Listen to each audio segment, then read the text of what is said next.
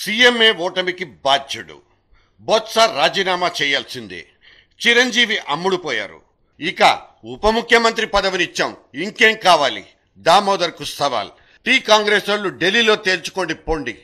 All of you shut up. అసలేం జరుగుతోంది? ఒక్కసారిగా కాంగ్రెస్ లో ముఠాలన్నీ రోడ్డు మీదకొచ్చి అసెంబ్లీ సమావేశాలు పెట్టుకున్నట్టు లేదు.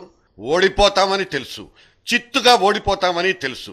కానీ బరిలోకి దిగాలని డిసైడ్ అయిపోయిన తర్వాత కూడా ముందే పలాయనం చిత్తగించిన కాంగ్రెస్ వీరులంతా ఇప్పుడు చేస్తున్న వీరంగం చూసి ఆశ్చర్యపోవడం ఓటరు వంతైంది. అసలు ఓటర్ అంటే గుర్తొచ్చింది. ఈ మొత్తం కంపంతా ఈ ఓటర్ గాడు తెచ్చిందే.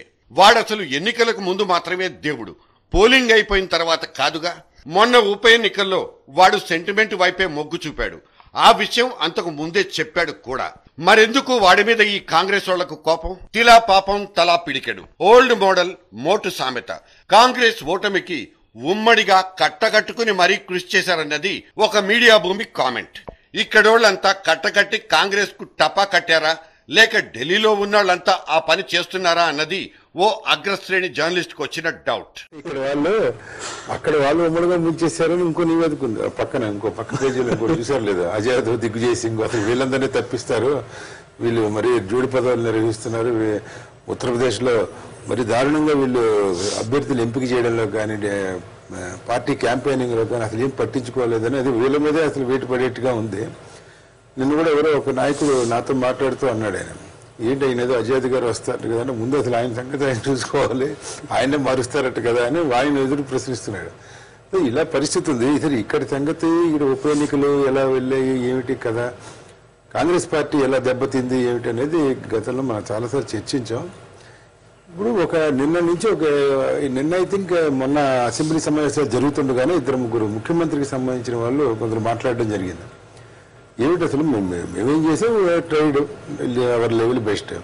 కానీ వీళ్ళు ఇది సోకాల్డ్ కాంగ్రెస్ ఎంపీసీలు కేశవరావు, వివేకానంద్ గారు, వీళ్ళందరూ కూడా మందా జగన్నాథం గారు, పూనం ప్రభాకర్ గారు, వీళ్ళు తెలంగాణ కావాలంటారు.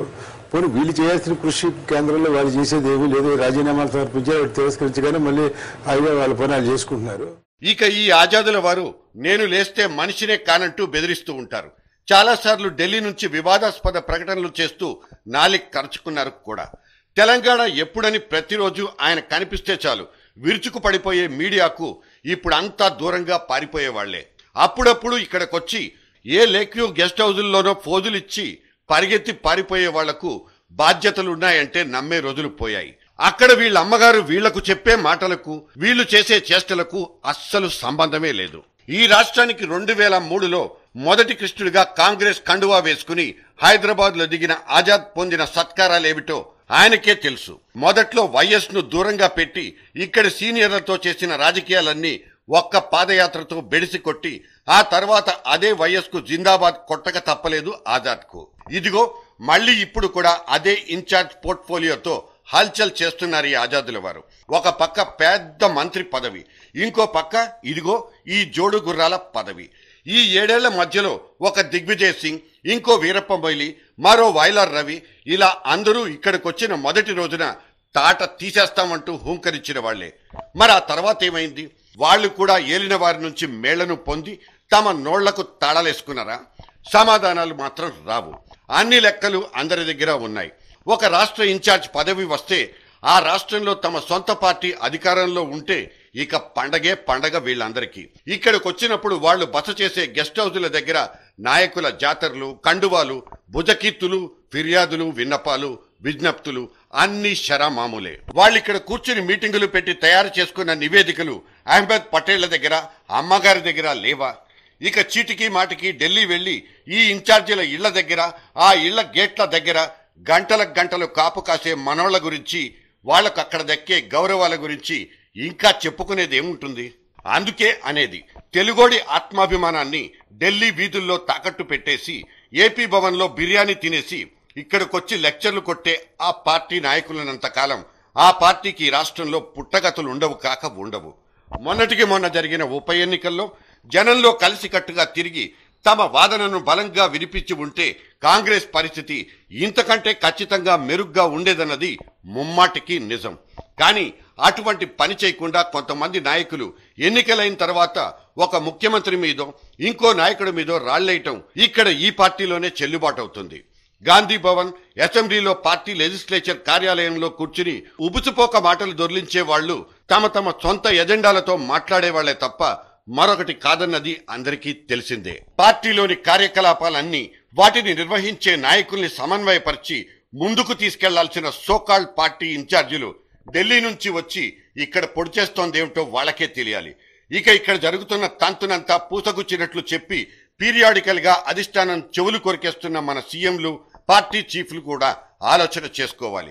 ఒకవేళ వాళ్ళు చేసుకున్నా వాళ్ళ చేతుల్లో ఉన్న పెన్ను సున్నా చుట్టేసేది సోనియాతో సహా అక్కడున్న ఈ బొమ్మల్నే. అదే వచ్చిన చిక్కంతా. కాంగ్రెస్ లో అందరికీ అన్నీ తెలుసు, కానీ ఎవరి దారి వాళ్ళది, ఎవరి ఎజెండాలు వాళ్ళవి. జెండా ఒక్కటే కామన్. నిన్నటికి నిన్న రామచంద్రయ్య అనే పెద్దాయన ప్రజారాజ్యం నుంచి వచ్చేసి కాంగ్రెస్ లో కలిసిపోయి ఆ కోటాలో మంత్రి పదవి కొట్టేసిన వ్యక్తి ఇక్కడ రాజకీయాలు చూసి బోరున బాధపడిపోయిన సందర్భం ఇది. అసలు తామెందుకొచ్చి ఈ పార్టీలో చేరామో అంటూ తమ కార్యకర్తలు తెగ బాధపడిపోతున్నారంటూ వాపోయారాయన.